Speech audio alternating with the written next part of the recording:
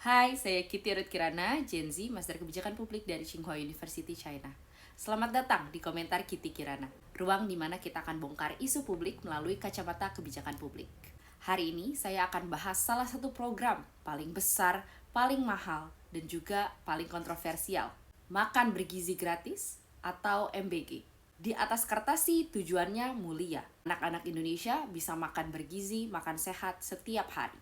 Tapi di baliknya ada anggaran raksasa, ribuan kasus keracunan, skandal pengadaan, dan yang lebih berbahaya, program berbasis uang pajak yang justru dijadikan mesin politik. Mari kita kupas tuntas dari angka anggaran, kasus di lapangan, sampai analisis kenapa ini layak disebut Prabowo Catering. Pertama, mari kita bicara uang. Tahun ini saja, 2025, pemerintah mengalokasikan 52 triliun rupiah untuk MBG. Target penerimanya 82,9 juta anak.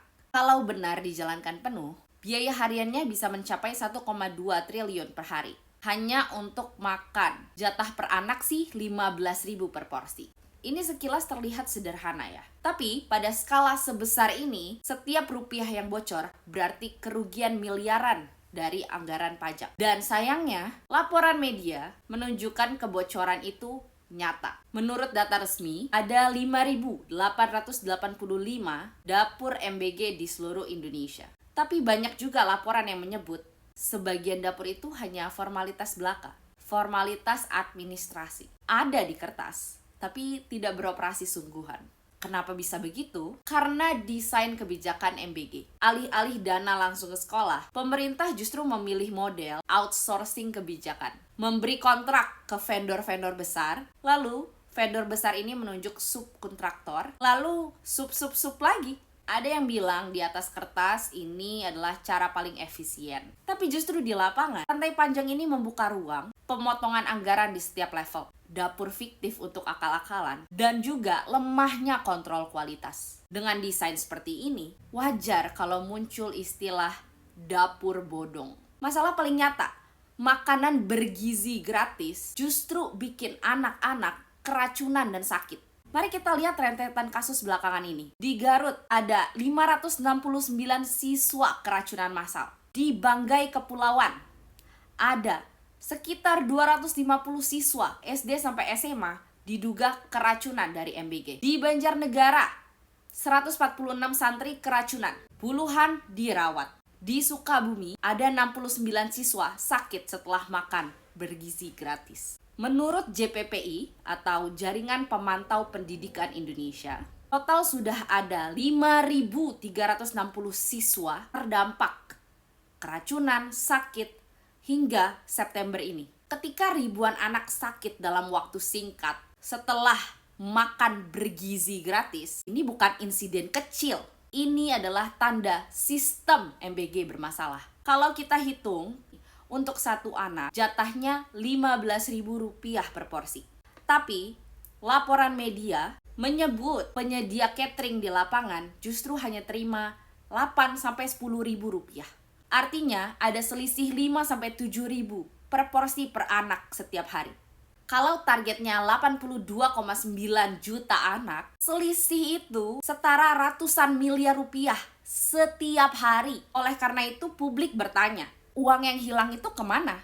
Apakah masuk ke biaya logistik atau justru ke kantong oknum? Tanpa audit transparan, publik hanya bisa menduga-duga. Sementara ratusan miliar APBN menguap. Belum selesai soal makanan, muncul lagi skandal ompreng atau wadah makanan MBG. Media telah melaporkan rencana pengadaan ompreng senilai ratusan miliar rupiah dengan dugaan monopoli dan pemborosan. Padahal anak-anak bisa bawa wadah sendiri. Proyek sederhana dipaksakan jadi proyek besar. Inilah contoh klasik rente politik. Memaksimalkan keuntungan pribadi lewat proyek publik. Sekarang mari kita coba lihat program ini dari segi kebijakan publik dan juga politik. Di ilmu politik ada istilah patronase. Artinya, pejabat punya sumber daya, misalnya anggaran proyek MBG, lalu dibagi ke orang-orang dekat atau kroninya untuk membeli loyalitas. Ada juga istilah klientelisme. Ini lebih konkret. Proyek atau bantuan yang diberikan ditukar dengan dukungan politik. Dengan anggaran MBG puluhan bahkan ratusan triliun, pola patronase dan klientelisme sangat mungkin terjadi. Vendor besar dapat proyek, jadi loyal ke pemerintah. Pejabat daerah dapat jatah, bisa dipakai konsolidasi politik. Presiden dapat citra populis, seakan peduli rakyat kecil. Itulah mengapa saya sebut program MBG ini bukan soal gizi, tapi juga mesin politik. Lihat praktik di negara lain. Di Jepang, sejak 1947, makan siang disiapkan di dapur sekolah. Diawasi guru, justru jadi bagian pendidikan gizi. Di India, Midday Meal Scheme beri makan 120 juta anak setiap hari. Auditnya ketat, masyarakat sipil dilibatkan. Di Finlandia, sejak 1948, semua siswa SD dapat makan gratis. Dana langsung diberikan ke sekolah tanpa calo. Persamaannya jelas. Dana langsung diberikan ke sekolah, dapur sekolah, pengawasan lokal. Beda dengan proyek MBG yang justru memilih outsourcing dan model proyek besar yang rawan bocor. Jadi sebenarnya solusi MBG itu ada, sederhana, dan juga pernah terbukti. Dana langsung ke sekolah, dapur sekolah dikelola dan diawasi oleh komite sekolah, yang isinya adalah orang tua, bukan vendor politik. Guru ikut awasi kualitas, menu dan laporan dipublikasikan secara terbuka. Dengan model ini, harapannya tidak ada dapur bodong, anak benar-benar dapat makanan yang bergizi, bukan beracun, uang rakyat tidak bocor. Dan juga yang paling penting, politik tidak ikut campur urusan makan anak-anak. Teman-teman, gizi anak itu bukan sekedar dagangan. Kalau Jepang, India, Finlandia bisa sukses memberi makan sehat tanpa korupsi, kenapa Indonesia malah kasih makanan beracun karena mau kasih proyek ke kroni? Inilah yang saya sebut Prabowo Catering. Proyek besar untuk politik, bukan gizi anak.